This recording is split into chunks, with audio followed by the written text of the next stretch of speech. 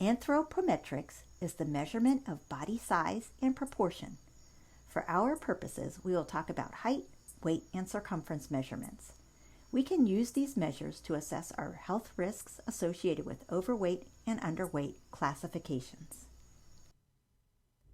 So why do we assess our body weight? First, it is a great way to establish a baseline so that when you are trying to make changes, you can create realistic goals. Assessing where you are when you begin helps you to document changes throughout any behavior change journey. Assessment helps to categorize risk of developing certain health conditions. And finally, assessment provides standardization when conducting research. When we are assessing our body composition, we attempt to estimate our fat-free mass versus our fat mass. Fat-free mass is made up of muscles, organs, the immune system, bones, connective tissue, and body water. Males and females differ in how much fat-free mass they have. But in a typical adult, about 85% of male and 73% of female bodies are made up of fat-free mass. Excess fat is stored in the body's cells until it is needed for energy. About 12% of male and 15% of female bodies are made up of storage fat. Essential fat is the minimum amount of fat needed to perform normal body functions. Essential fat is present in the nerve tissues, bone marrow, and organs, and we cannot lose this fat without compromising physiological function. Females need more fat than males to support reproductive functions. About 3% of male and 12% of female bodies are made up of essential fat. Now that we know what we are measuring, let's talk about how we can measure body composition. While many of us despise body fat, remember that some is essential for our health. Your body is not able to produce essential fatty acids. We must get these from the food that we eat, primarily found in soybeans, sunflower, safflower, flax, hemp seed, sesame, walnuts, and fatty fish. Essential fatty acids are crucial for brain functioning, growth and development, metabolism, reproductive health, and cell membrane integrity, and to protect your vital organs. The fat that you have in excess of what you need is storage fat. We will begin with body mass index. BMI is basically a calculation of your height and weight. It is strongly correlated with total body fat. However, it does not measure percent body fat. Body mass index provides a measure of being overweight and obese rather than just weight alone, which helps to classify risk of chronic conditions. Hundreds of studies associate higher BMI with increased risk of chronic disease and premature death. BMI is not gender specific, and it is calculated by dividing weight in kilograms by height in meters squared, or weight in pounds divided by height in inches squared multiplied by 703. Here are the BMI weight categories. Underweight is less than 18.5.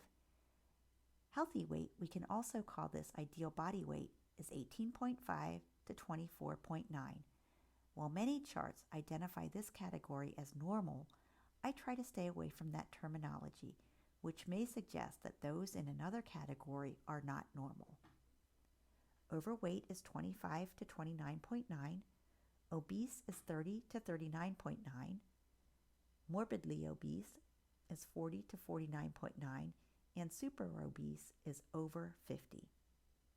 As you have read, BMI is not a perfect measure because it does not directly assess body fat. Muscle and bone are denser than fat, so an athlete or muscular person may have a high BMI yet not have too much body fat. However, for the majority of people, BMI is a very good gauge of their level of body fat.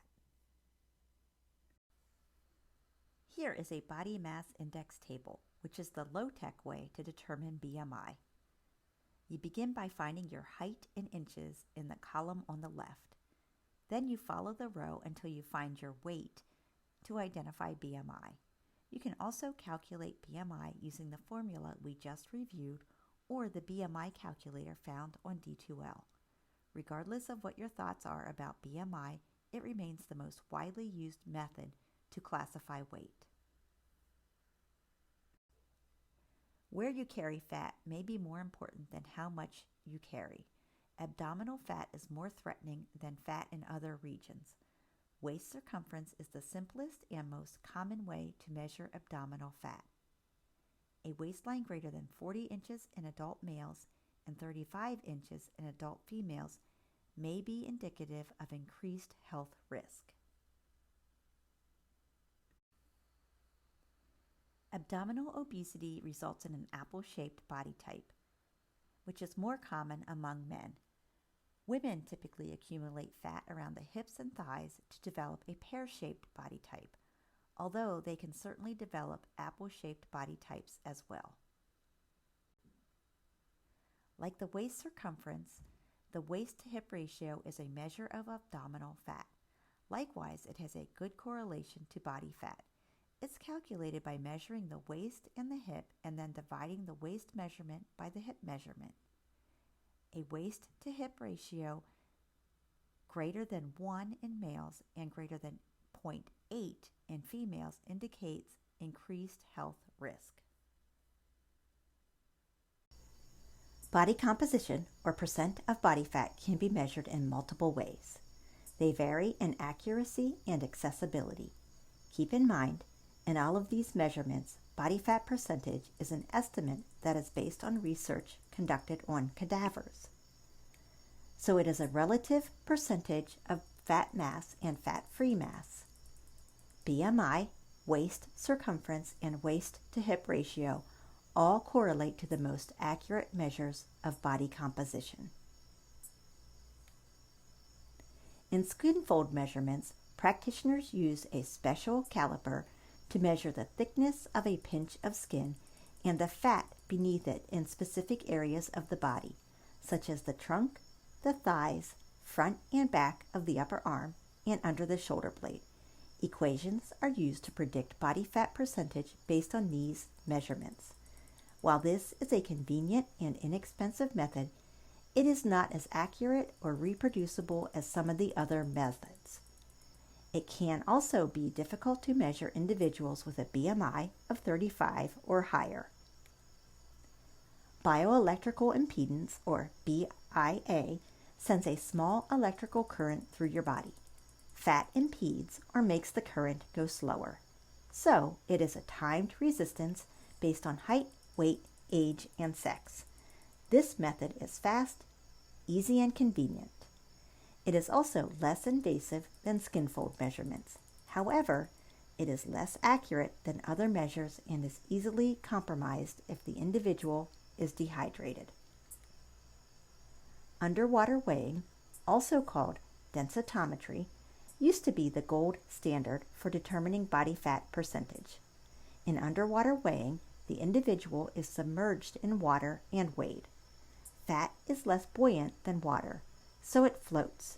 The individual's underwater weight is then compared to their out-of-water weight to determine body fat percentage. This is an accurate method, but is time-consuming. This method is most often used in a research setting. Air displacement uses a similar principle to underwater weighing, but can be done in the air instead of in water. Individuals sit in a small chamber wearing a bathing suit. One commercial example is the Bod Pod. The machine estimates body volume based on air pressure differences between the empty chamber and the occupied chamber. This is safe, accurate, and can be used for all, including extremely obese adults, older adults, pregnant women, and children. However, it is expensive. In the dilution method, or hydrometry, an individual drinks isotape labeled water and then provides body fluid samples.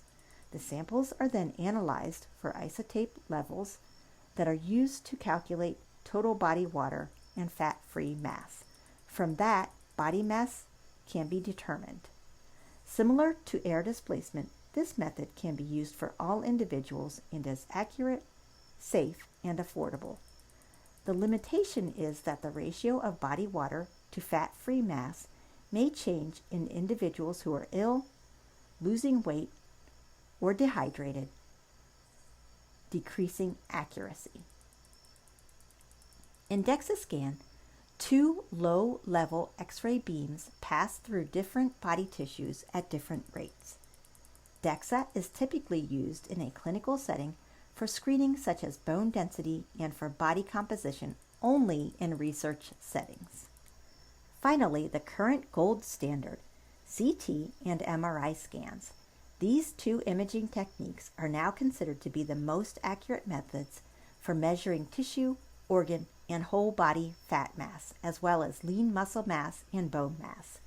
CT and MRI scans are typically only used to measure body fat in research settings. Your textbook lists classifications for body fat percentage for both adults and children. However, body fat goes up as we age, particularly around the center of the body. So keep in mind that the table in your textbook is just a guideline. Finally, while body fat percentage breaks down your body composition into fat mass and fat-free mass, we learned that BMI and waist circumference are simple methods that correlate to the most accurate measures of body composition.